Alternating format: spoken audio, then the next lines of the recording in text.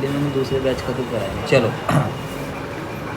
तो ये क्वेश्चन है हमारे सामने, इंदर और विष्णु करके दो बंदे हैं जो पार्टनरशिप फॉर्म में अपना काम धंधा कर रहे हैं। कोई प्रॉब्लम नहीं है करने दो यार, अच्छी बात है।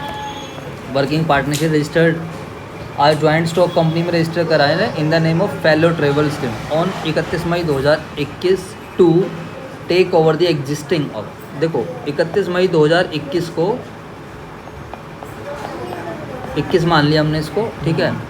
टू टेक ओवर द, इस दिन हमारी company incorporated Inder and Vishnu working in partnership registered a joint stock company under the name all. तो this is date of incorporation, यहाँ पर कंपनी पिक्चर में आ गई है।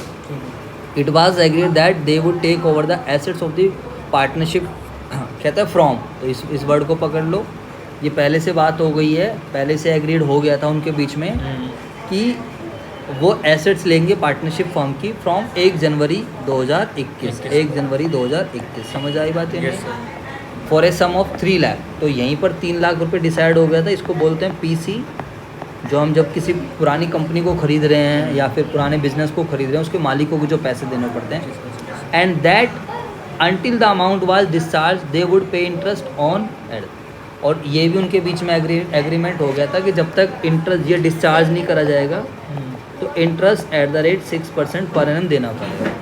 The amount was paid on 30 जून, इस पॉइंट को आप पकड़ो, 30 जून को पीसी डिस्चार्ज हो रही है, समझ में आई बात है? नहीं मतलब पीसी डिस्चार्ज हो रही है, फिक्स चार्ज थोड़ी, पीसी डिस्चार्ज, परचेज कंसिडरेशन। हाँ पीसी का मतलब purchase consideration, this is purchase consideration. Purchase consideration क्या होती है? जब हम किसी का बिजनेस खरीदते हैं तो उसके मालिकों को जो पैसे देने हैं, हमारे बीच में सौदा कितने का तय हुआ? 3 लाख का, जिस प्राइस पे सौदा तय हुआ है, तो सौदा तय हुआ 3 लाख रुपए में, और सौदा तय हो गया था 1 जनवरी को। तो यहाँ से लेकर यहाँ तक का जनवरी फरवरी मार्च अप्रैल मई, एक जनवरी फरवरी मार्च अप्रैल मई, 5 महीने, 5 महीने तो प्री के हैं, और बाकी के जो और महीने बचेंगे अब आगे देख लेंगे किताबें कब क्लोज हो रही हैं। द फेलो, अच्छा उसके बाद पीसी यहाँ पर डिस्चार्ज हो रहा, तो इंटरेस्ट की बात आएगी 30 जून को। To discharge the PC the company issued 20,000, तो पीसी को डिस्चार्ज करने के लिए मेरे दोस्तों कंपनी ने यहाँ पर क्या करा है बताओ, फटाफट बताओ। कंपनी ने 20,000 शेयर इशू करें, कोई प्रॉब्लम नहीं है। एक 10 रुपये का है और प्रीमियम पर कर दिया है 11, और साथ में डिवेंचर भी इशू करें 7%, 1.5 लाख रुपए के वेंडर को। तो वेंडर का मतलब पुरानी company. Philo travellers limited gives you the following information for the year ended 31 December this, no problem, ये इन्फॉर्मेशन दी गई है 31 दिसंबर 2002। तो यानी कि अब यहाँ से आप समझ लो कि आपकी किताबें कब क्लोज हो रही हैं? 31 दिसंबर को, बोलो यार। Yes sir. तो जनवरी फरवरी मार्च अप्रैल मई 5 महीने ये हो जाएंगे, बाकी के 7 महीने क्या हो जाएंगे? पोस्ट हो जाएंगे, समझ। 30 जून एक अलग चीज़ है, पीसीएम आ रहे वो इंटरेस्ट के लिए है, ठीक है, तो उसको मत वो कर। Purchase is included inventory, sales है 1 जनवरी से 31 मई, तो ये वाली प्री बन जाएगी, और प्री तो पहले से ही दे दिया इन्होंने, लेकिन 31 मई, हाँ ठीक, लेकिन यहाँ पर 1 जून से 31 दिसंबर क्यों कह रहा है? हाँ ठीक है 30 जून है कोई नहीं, तो ये वाला पोस्ट बन जाएगा। प्री और पोस्ट का सेल्स रेशियो सिंपली निकल गया 1:2, ठीक है, बोलो यार। Yes sir. क्लोजिंग इन्वेंट्री दे रखा है, नो प्रॉब्लम। एक्सपेंसेस दे रखे हैं, freight, sales, freight and carriage कौन से रेशियो में जाएंगे? सेल्स के रेशियो में। Salaries and wages time ratio में। Yes sir. डिबेंचर इंटरेस्ट सारा का सारा पोस्ट में जाएगा। Depreciation time ratio. Interest on PC, ये आ गए, इधर देखो, तो interest on PC up to 30 June, तो जो आप परचेज, अब इसको आपको बांटना पड़ेगा, इस चीज़ पे आपका पॉइंट बढ़िया बनेगा। इंटरेस्ट 30 जून तक पे करो, जबकि आपकी डेट ऑफ इनकॉर्पोरेशन कब है? 31 मई, तो जनवरी फरवरी मार्च अप्रैल मई 5 महीने का, 5 महीने का बनेगा प्री, और 1 महीने का बनेगा पोस्ट। नहीं आई तेरी बात समझ? क्योंकि हैं, क्योंकि हम पे कब कर रहे हैं? 30 जून को पे कर रहे हैं, पैसा कब दे रहे हैं? 30 जून को। तो हमें यहाँ तक, हमारी कंपनी कब इनकॉर्पोरेट हुई है? मई में, 31 मई को। ठीक है, समझ गया। अब अगर हम बात करें जनवरी फरवरी मार्च अप्रैल मई, 5 महीने का क्या बन गया? प्री बन गया, 1 महीने। तो सीधी सी बात है, 9,000 रुपये पूरे 6 महीने का है ये, 30 जून तक है, तो 9,000 डिवाइड बाय 6 करेंगे। हाँ, आई बात समझ? 1 महीने का आ जाएगा, इनटू में 5 कर देंगे हम, हाँ, प्री का आ जाएगा, तो ये प्री आ जाएगा। तो 7500 रुपये आपका प्री बनने वाला है इंटरेस्ट, और 1500 रुपये मेरे दोस्तों पोस्ट। ये वाला एक पॉइंट अच्छा है। Selling commission simply sales ratio में जाएगी। डायरेक्टर्स फीस सब बच्चों को पता है पोस्ट होती है, प्रिलिमिनरी एक्सपेंसेस पोस्ट होती है।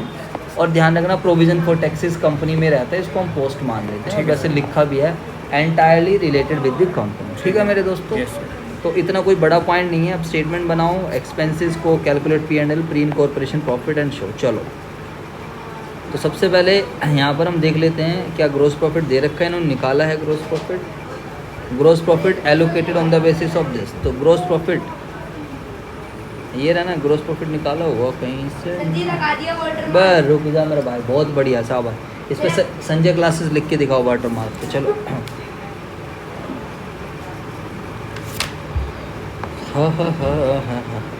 ये दे रखा ना, यहीं से निकाला इन्होंने, फिर क्या बोलते हैं सीधा निकाल दी इन्होंने, परचेज सेल ग्रॉस प्रॉफिट निकाल दिया। बताओ कैसे निकलेगा, बताओ कैलकुलेटर उठाओ अपना। सर यहाँ पर आप एक पेज ऐड करो, और मेरे भाई रे महकने लगेगा बदन ये हमारा, हम आँखों से। सीधा टोटल सेल ले ली इन्होंने 1,80,000। परचेजेस ओपनिंग इन्वेंट्री पहले से इंक्लूड है 1,40,000। क्लोजिंग इन्वेंट्री 25,000, बात ख़त्म। और बताओ या सेल्स में से सीधा कॉस्ट, डायरेक्ट एक्सपेंस कुछ है, फ्रेट एंड कैरीज दे रखा है, तो फ्रेट एंड कैरीज तो डायरेक्ट ही होगा भाई, फिर बोलो हाँ या ना। Yes sir. Freight and carries तो डायरेक्ट ही होगा। वैसे आप चाहते तो सेल्स भी तो कर सकते थे, चलो कोई नहीं। फ्रेट एंड कैरीज कितने का है, फ्रेट एंड कैरीज बस, और कुछ तो है नहीं, डायरेक्ट 5,000 5,000 रुपये का है ना भाई। तो इन्होंने जीपी को बांटा है, हम सेल परचेज को भी शायद कर सकते थे बच्चों। देखता हूँ मैं भी एक बार इनका फॉर्मेट। 80 जमा 25 2,05,000, 2,05,000 में से 1,45,000 घटाया 60,000, 60,000 का ग्रोस प्रॉफिट आया है। सेल्स में बढ़ जाएगा। देखो बिल्कुल सही है, 60,000 रुपये को सेल सेशन बांटे है ना। एक बारी मैं फॉर्मेट देखूँ क्या हम ऐसे ही करते हैं क्या ग्रोस प्रॉफिट से ही शुरुआत कर रखी है। ज़्यादातर ग्रोस प्रॉफिट से ही शुरुआत कर रहे हैं ये, तो कह रहे हैं कि भाई ग्रोस प्रॉफिट अलग से ही ले लो। ठीक है मेरे भाई, ठीक है सर।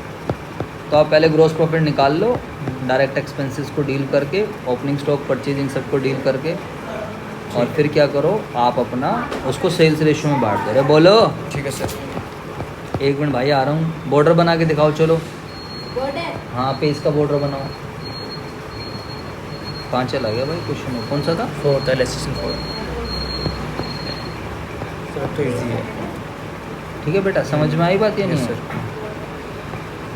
तो ये हमारा काम ख़त्म हो जाता है। इस चीज़ को आपको ध्यान रखना है कैसे निकला है। अब उसके बाद सारे खर्चे आप माइनस करते रहो, एडमिनिस्ट्रेशन एक एक खर्चे को उठाओ और चलते रहो। अब अपना आगे चलते चलो, चलते चलो, चलते चलो।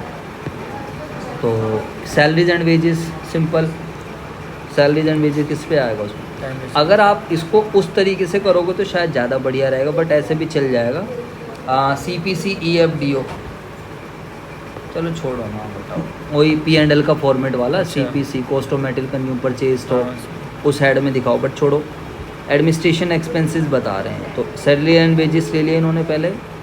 डेप्रिशिएशन भी एडमिनिस्ट्रेशन का खर्चा है, कोई प्रॉब्लम नहीं। आप एक ही खर्चे उठाओ डालते चलो, कोई प्रॉब्लम नहीं। हेडिंग वेडिंग देनी है ठीक है, नहीं देनी तो भी नहीं, जो बिज़नेस के खर्चे डाल दिए।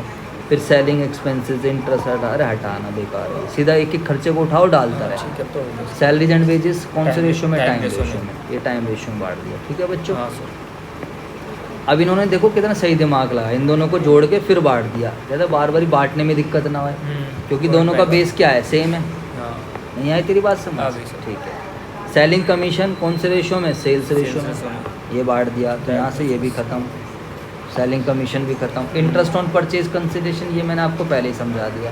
प्री और पोस्ट, ये हमने कोई रेशियो पेशियो बनाया नहीं, हमने सीधा लॉजिकली प्री समझा। और पोस्ट के जितना प्री का बनता है उसमें हाँ, चल जाएगा। प्री पीरियड का अलग, पोस्ट का अलग। अलग। ये समझ में तेरा आया नहीं आया कैसे आ गया, निकाला? आगे सर। 5 महीने का प्री था, 1 महीने का पोस्ट था। 30 जून को पेमेंट मारी है हमने, ये निकाल दिया था मैंने 7500 और ये 1500। ठीक है सर। ठीक है बेटे, yes sir. Simple common sense. नहीं आया तेरी समझ बात? आगे sir. Post incorporation period, debenture, era debenture interest, इस चीज़ को ध्यान रखना, ये पॉइंट अच्छा है।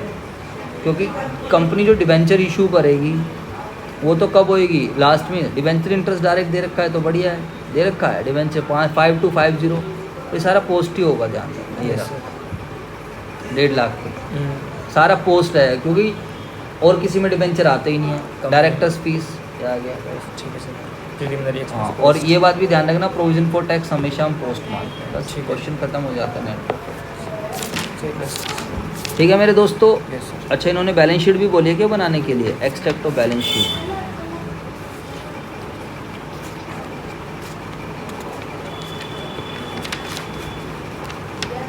लिखा है, साथ में बताओ बैलेंस शीट में कैसे आएगा।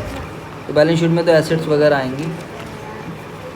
ये देखो बच्चों, बैलेंस शीट में क्या क्या आएगा, ध्यान से समझेंगे। इधर आपने शेयर इशू करे थे, जितने भी थे यहाँ पर 20,000। ऊपर 20,000 शेयर, 10 रुपये का। एक सिक्योरिटी प्रीमियम भी आ जाएगा। हम्म, रिजर्वेंट सरप्लस का नोट पे आ जाओ। ये रे शेयर, सिक्योरिटी प्रीमियम 20,000 शेयर पे, बोलो हाँ है ना। Yes sir. ये कैपिटल रिजर्व आ गया था आपका 4917 P&L। Yes sir. ये रहा capital reserve, this is capital reserve. इसको ये प्रॉफिट प्रायर टू इनकॉर्पोरेशन नाम ठीक दे रहे है। हैं। और ये आपका P&L का बैलेंस, मेहनत का प्रॉफिट, बोलो हाँ है ना। Yes, ये sir. रहा Revenue nature. ये रेवेन्यू नेचर वाला P&L में। तो ये खत्म हो जाता है हमारा reserve and surplus. Share capital simple है। इसके बाद जो हमने डिबेंचर इशू करें वो लोन बन जाएगा, Yes, sir, और sir. Provision for tax. Share. ठीक है। Yes, sir. तो ये आपका बैलेंस शीट का आपने एक पार्ट दिखा दिया, बस जो आपको आता था वो आपने दिखा दिया। लॉन्ग टर्म बोरिंग, ये शॉर्ट टर्म प्रोविजन, बस खत्म हो गई काम। ठीक है मेरे भाई, Yes, sir. चलो ओके। और चैनल सब्सक्राइब कर लो। Thank you.